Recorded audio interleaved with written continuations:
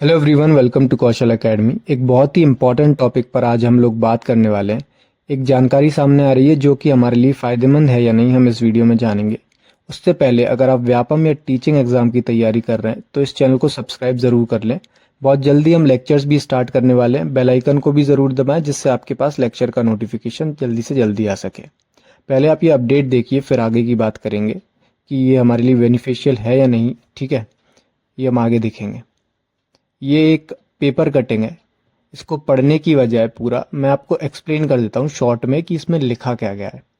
ठीक है, तो अभी तक एमपी में हर डिपार्टमेंट के लिए अलग अलग भर्ती परीक्षा होती थी। ईएसबी हर साल लगभग 8 से 9 एग्ज़ाम कंडक्ट कराता है, जैसे कि ग्रुप 3, ग्रुप 4, पटवारी, एमपी टेट वर्ग 1, 2, 3 सब कुछ। ठीक है, इससे होता क्या था, अलग अलग फॉर्म भरो, अलग अलग एग्ज़ाम दो, अलग सिलेबस पढ़ो, तो इन सब में टाइम भी जाता है, पैसा भी और एनर्जी भी हमारी। लेकिन अब सिस्टम बदलने जा रहा है, बिल्कुल एसएससी के मॉडल पे। ठीक है, कैसे कि एक ही एग्ज़ाम के जरिए आप मल्टीपल डिपार्टमेंट्स के लिए अप्लाई कर पाएंगे। ठीक है, अब इस नए सिस्टम में जो है वो 4 मेजर एग्ज़ाम प्रपोज किए गए हैं। फॉर एग्जांपल जैसे ग्रेजुएट लेवल, सब इंजीनियर, जूनियर इंजीनियर, 10+2 लेवल और कॉन्ट्रैक्चुअल बेसिस जो हमारे संविदा परीक्षा होती है वो। ठीक है, तो और अब फिर इन एग्ज़ाम के बेस पर अलग अलग डिपार्टमेंट में रिक्रूटमेंट की जाएगी, एक ही कॉमन टेस्ट के बेसिस पर, जैसे कि एसएससी में होता है। ये प्रपोजल जो है वो साकेत मालवीय जी, जो कि ईएसबी के डायरेक्टर हैं, उनके द्वारा बनाकर एमपी गवर्नमेंट को भेज दिया गया है। जैसे ही अप्रूवल मिलेगा नए सिस्टम का इम्प्लीमेंटेशन शुरू हो जाएगा। ठीक है, अब बात करते हैं इस नए सिस्टम के फ़ायदों की। ठीक है, अब देखो, जो कोई नई चीज़ जो आ रही है वो फ़ायदे और नुकसान दोनों लेकर आती है। तो सबसे पहले हम फ़ायदे देख लेते हैं कि हमें क्या क्या फ़ायदे हैं, फिर ओवरऑल भी हम बात करेंगे कि ये होना चाहिए या नहीं होना चाहिए। ठीक है, तो सबसे पहले अगर हम फ़ायदे की बात करें तो एक ही एग्ज़ाम के थ्रू आप मल्टीपल डिपार्टमेंट्स के लिए अप्लाई कर सकते हो, ये सबसे पहला फ़ायदा हो गया। अब टाइम और पैसा दोनों की बचत हो जाएगी, ये दूसरा फ़ायदा हो गया। इसका अलग अलग फॉर्म आपको भरने की ज़रूरत नहीं पड़ेगी, एग्ज़ाम फ़ीस नहीं देनी पड़ेगी, आपका ट्रांसपोर्ट का जो आने जाने का जो खर्चा होता है वो बच जाएगा। ठीक है, और प्रिपरेशन एक ही सिलेबस पे आप फोकस कर पाएंगे, अच्छी तरह से की जा सकेगी। आपके पास एक ही सिलेबस होगा मल्टीपल जॉब्स के लिए, तो वहाँ आपको फ़ायदा होगा। और चौथा फ़ायदा हम कह सकते हैं मेरिट बेस्ड जो है वो सिलेक्शन होगा आपका, जैसे कि जिसमें जो कैंडिडेट अच्छा स्कोर करेगा उसको प्रेफरेंस मिलेगी डायरेक्टली, और कोई आपको वो अलग अलग एग्ज़ाम में अलग अलग भर्तियों के लिए वो नहीं करना पड़ेगा। ठीक है, और इसके अलावा रिजल्ट जल्दी आएंगे। ठीक है, अभी क्या होता है, हमारा एक एग्ज़ाम लेट हुआ तो उसकी वजह से पूरा कैलेंडर ही लेट चलता है। जैसा कि हम अभी देख रहे हैं कि हमारा वर्ग 3 का एग्ज़ाम जो है वो अभी तक कोई डेट नहीं आई है, जबकि अप्रैल में उसका नोटिफिकेशन आ जाना चाहिए था। तो पूरा जो ईएसबी का है वो कैलेंडर ही अभी तक लेट चल रहा है। ठीक है, तो इससे आपको ये एक फ़ायदा होगा कि रिजल्ट जल्दी आएंगे और अपॉइंटमेंट प्रोसेस भी फास्ट होगा, डिले नहीं होगा।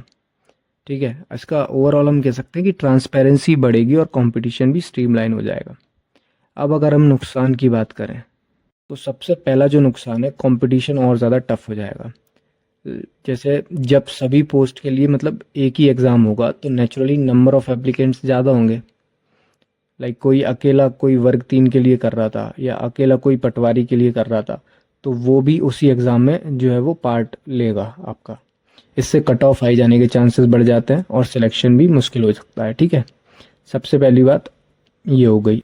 अगर सेकंड हम बात करें तो एक गलती का बड़ा इम्पैक्ट हो सकता है। कैसे, अगर किसी कैंडिडेट का एक एग्ज़ाम ख़राब गया तो उसका मल्टीपल डिपार्टमेंट में चांस चला जाएगा। फॉर एग्ज़ाम्पल अभी आप ऐसा करते हैं, जिसके पास डीएड है उसने वर्ग 2 दिया होगा, मान लो वर्ग 2 उसका ख़राब गया तो अब वो वर्ग 3 की तैयारी में लग गया होगा, बीएड वाला वर्ग 1 की तैयारी में लग गया होगा पात्रता में। तो ये आप नहीं कर पाएंगे अगर एक ही एग्ज़ाम अगर आप देंगे तो। ठीक है, अब एक ही आपके पास अटेम्प्ट रहेगा, उसमें सब कुछ डिपेंड करेगा, ये इसका दूसरा नुकसान है। अब थर्ड जो है वो डिपार्टमेंट स्पेसिफिक प्रिपरेशन मुश्किल होगी। जैसे पहले कुछ एग्ज़ाम्स के सिलेबस और पैटर्न डिपार्टमेंट स्पेसिफिक होते थे, जैसे पटवारी, जूनियर इंजीनियर। पटवारी में हमने देखा कि सब्जेक्ट ऐड कर दिए गए थे उस स्पेसिफिक पोस्ट के लिए। ठीक है, लेकिन अब सब कुछ जो है वो जनरलाइज्ड वे में हो जाएगा। जैसे किसी स्पेसिफिक पोस्ट के लिए फोकस्ड प्रिपरेशन करना मुश्किल हो सकता है। ठीक है, तो फोर्थ अगर हम बोलें तो ट्रांजिशन फेज़ में कन्फ्यूज़न।